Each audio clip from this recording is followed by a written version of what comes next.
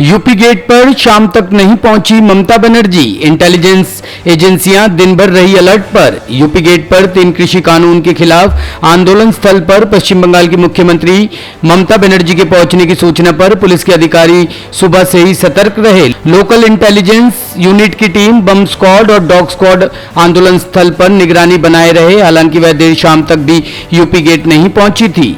इस बारे में जब राकेश टिकैत से पूछा गया तो उन्होंने कहा था कि उन्हें पश्चिम बंगाल की मुख्यमंत्री ममता बनर्जी के आने की कोई जानकारी नहीं है।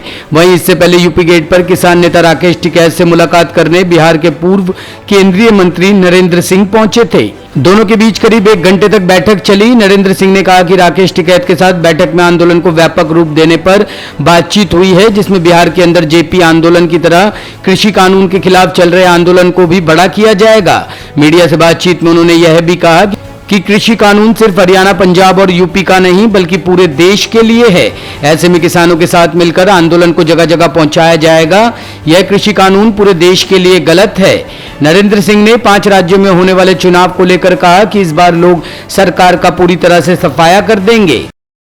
मैं चाहता था कि इनका मुकाम रहे और फिर बिहार में हम लोग तैयारी कर रहे हैं। जिस तरह से यहाँ घेराबंदी हो रही है, हम बिहार में भी जो जीटी रोड है उसको भी रोकेंगे और वहाँ भी हम इसी तरह का चक्का जाम करेंगे और सत्याग्रह करेंगे। पूरे बिहार में आंदोलन को जिस तरह से हरियाणा, उत्तर प्रदेश का पश्चिमी हिस्सा, पंजाब के किसान लड़ रहे हैं, उसी हालती के साथ बिहार के किसान भी टिकैत साहब के साथ इनके पीछे कदम से कदम मिलाकर लड़ने को तैयार है। और मैं एक को निमंत्रण देने आया था कि वो एक बार बिहार चले।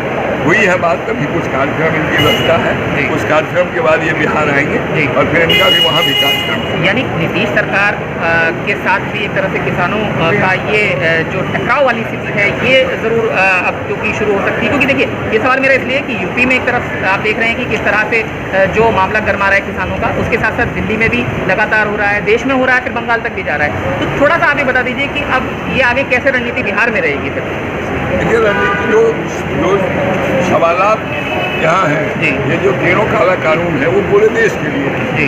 ये सिर्फ पंजाब हरियाणा के लिए नहीं है। इसके परिणाम के जो परिणाम आएंगे उसका भुगतान बिहार होगा, पूरा देश होगा, कन्याकुमारी से लेकर बंगाल की खाड़ी तक होगा।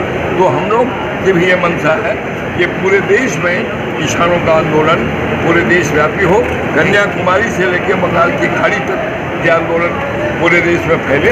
और इसके साथ साथ हम लोग बिहार में फिर वो 74 की तरह नौजवानों को भी, उनको भी उनके रोजगार के लिए, भ्रष्टाचार के लिए, यूनिवर्सिटी में जो शैक्षणिक व्यवस्था समाप्त हो गई है, पूरी स्वास्थ्य व्यवस्था चरमरा गई है, आम कहीं लॉ एंड ऑर्डर नहीं है, ये सारे मुद्दे को जोड़कर एक किसान आंदोलन को एक व्यापक जन आंदोलन देने की भूमिका में हम लोगों ने उसी पर विस्तार से बात की। बस मेरा आखिरी सवाल ये है कि आपने बताया कि आप जेपी आंदोलन से भी जुड़े रहे हैं, तो थोड़ा सा अपने बारे में बता दीजिए कि आप कब से जेपी आंदोलन में रहे, कब से कब तक कृषि मंत्री रहे और पार्टी का थोड़ा सा आप बता दीजिए कि किस तरह से। देखिए, कब से कब क्या जेपी आंदोलन शुरू मैंने किया, लालू मेरे साथ पढ़ते थे, हम लोग एक साथ पढ़ने वाले लोग हैं, एक साथ राजनीति करने वाले लोग हैं। हम लोगों ने जेपी आंदोलन शुरुआत की, उसकी सफलता को चरम पर ले गए। फिर 90 में मैं मिनिस्टर बना और किसी कारण से लालू मुख्यमंत्री हुए, मैं स्वास्थ्य मंत्री था, मतभेद हो गया तो मैंने छोड़ दिया। लेकिन फिर भी हम वहाँ लगातार संघर्ष करते रहे हैं किसानों, नौजवानों के लिए। फिर 2005 में मैं कृषि मंत्री रहा, 2015 तक 14 तक मैं कृषि मंत्री रहा और वहाँ काम होते रहे हैं। लेकिन मैंने फिर उसके बाद छोड़ दिया है वहाँ की सरकार को। आज वहाँ सरकार चल रही है। इसी बीच शुक्रवार सुबह भारतीय किसान यूनियन के किसान बृजपाल सिंह की बरसी पर यूपी गेट पर हवन किया गया, जिसमें किसान बृजपाल सिंह के बेटे ब्रह्मजीत सिंह और किसान नेता राकेश टिकैत द्वारा हवन में आहुति दी गई। इस बीच सभी पदाधिकारियों ने किसान बृजपाल सिंह की आत्म शांति के लिए भी प्रार्थना की।